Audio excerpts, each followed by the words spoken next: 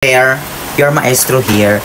So alam ko napanood na ninyo yung nag-viral video ng ating bias na si Ken Suson sa kanyang ginawa during their performance.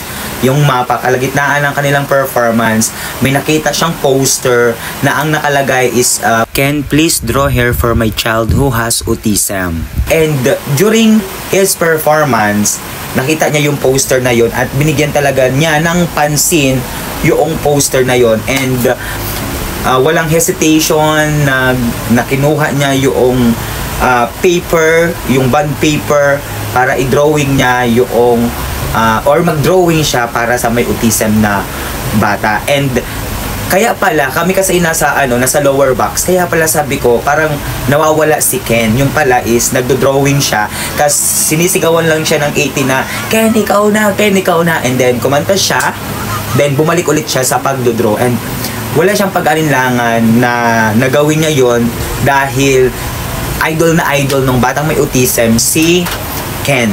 Dahil doon nagkaroon ng opportunity si mother na makilala at mapansin ni Ken. And Ken, I'll give you my hand, I'll give you my heart, I'll give you my respect, dahil talagang binibigyan ninyo ng importansya ang 18, dahil syempre ang 18 may kanya-kanyang kwento, bakit sila umiyak or bakit kayo pinapanood.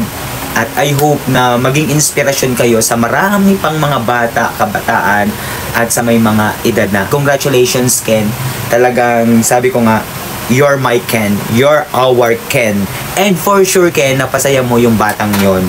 Talagang history na ng batang yon, pinrawingan mo siya doon sa bond paper. Kaya naman sa mother tsaka sa batang may autism, congratulations, dahil sa dami-daming crowd kayo po ang napansin at napakaswerte niyo.